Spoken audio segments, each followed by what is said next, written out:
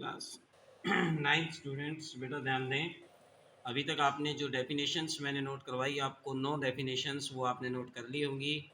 आगे देखिए किस तरीके से बेटा आपको क्वेश्चंस अटैम्प्ट करने हैं। आज हम करने जा रहे हैं एक्सरसाइज 1.1 का अपना पहला क्वेश्चन। तो बेटा पढ़ते हैं उस क्वेश्चन को। क्या कहता है कि is zero is a rational number. वो आपसे पूछता है क्या जीरो एक रैशनल नंबर है। तो रैशनल नंबर की डेफिनेशन आपको समझ में आ चुकी होगी कि if a number can be return in form P upon Q. अगर हम किसी नंबर को यदि पी अपॉन क्यू की फॉर्म में लिख सकें, then we can say the given number is a rational number. यहाँ आपको पता है पी और क्यू जो हैं वो दोनों क्या हैं, इंटीजर हैं, और Q is not equal to zero होगा। तो आपको पता है कि जीरो को हम किस में लिख सकते हैं, रैशनल नंबर में लिख सकते हैं, जीरो अपॉन वन। जीरो का मतलब है जीरो अपॉन वन। तो हम यहाँ क्या लिखेंगे, यस। ठीक है, zero is a rational number. सबसे पहले तो आपने ये लिखना है।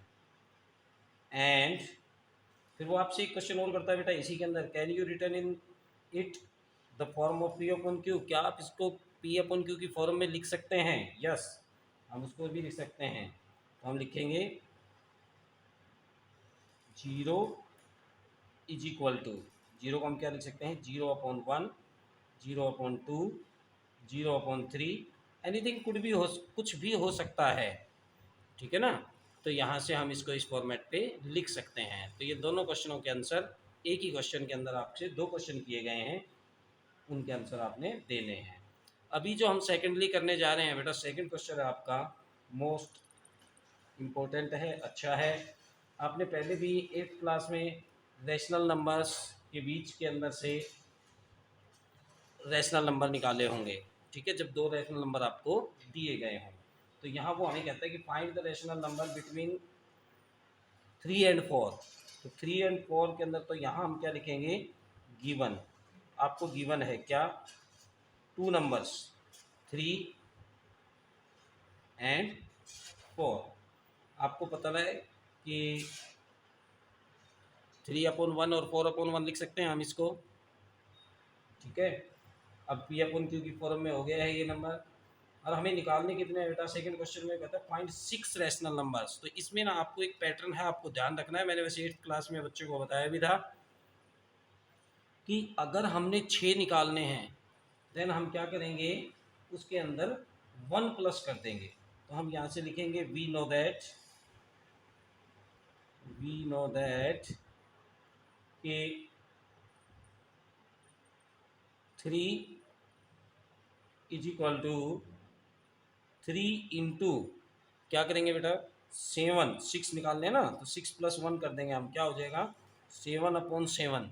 3 को हम 7/7 से मल्टीप्लाई कर देंगे, तो ये क्या हो जाएगा 21/7। और एंड 4 इज इक्वल टू, इसको भी हम क्या लिखेंगे, 4/1 इंटू 7/7, क्योंकि हमने तो डिनोमिनेटर सेम करना है, आपको पता है। तो यहाँ से हमारे पास 28/7 आ गया। अब देखिए ये दोनों नंबरों को डिनोमिनेटर आप देख रहे हैं यहाँ पर दोनों का सेम हो गया है। तो डिनोमिनेटर सेम है तो हम यहाँ से निकाल सकते हैं 22/7, 23/7, 24/7, 25/7, 26/7 और 27/7। 1 2 3 4 5 6, यानी कि आपको 6 रेशनल नंबर निकालने हैं बेटा। इसके बीच में ये क्या कहलाएंगे, 3 and 4, बिटवीन नंबर 3 and 4। इसी तरीके से नेक्स्ट क्वेश्चन है आपका find the 5 rational number between, question number 3 जो है आपका। ठीक है, find the rational 5 rational number. तो 5 निकालने हैं तो हम क्या करेंगे, 5+1 यानी कि 6/6 से न्यूमरेटर और डिनोमिनेटर को मल्टीप्लाई करेंगे। कब, जब उनके डिनोमिनेटर सेम हो, ये ध्यान रखना है। तो यहाँ से आपको गिवन नंबर क्या है बेटा, रैशनल नंबर 3/5 एंड 4/5। तो आप देख रहे हो कि डिनोमिनेटर्स तो पहले सेम दिए गए हैं। तो अगर डिनोमिनेटर सेम दिए गए हैं, then we know that 3/5 is equal to 3/5 into similar number हो जाएगा ना, 5 निकालने हैं अपन 6/6 से मल्टीप्लाई कर देंगे इसको, कितना हो गया बेटा 18/30, और इधर से हो जाएगा हमारे पास 4/5 इज इक्वल टू 4/5 इंटू 6/6 यानी कि 24/30। ठीक है, अब देखो यहाँ पे क्या कहता है वो हमारे को कि इनके बीच के हमने निकालने हैं कितने। अब डिनोमिनेटर आपका सेम है, डिफरेंस भी आपको मिल गया, डिनोमिनेटर हमारा 18 से स्टार्ट है और 24 तक है, तो यहाँ से आप लिखेंगे कि the 5 rational number, 5 rational number between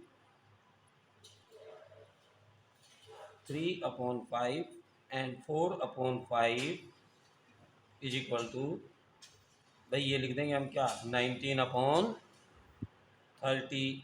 20/30, 21/30, 22/30 और 23/30। देखो ठीक है, तो इस तरीके से आपको इन क्वेश्चनों को सॉल्व करना है बेटा। फोर्थ क्वेश्चन जो आपका दिया गया है, फर्स्ट एक्सरसाइज में 4 ही क्वेश्चन है आपके, वो बेटा ट्रू और फॉल्स है। चलो इनको हम कल करते हैं, 3 क्वेश्चन आज आपने सॉल्व करने हैं। ठीक है बेटा, हैव ए नाइस डे।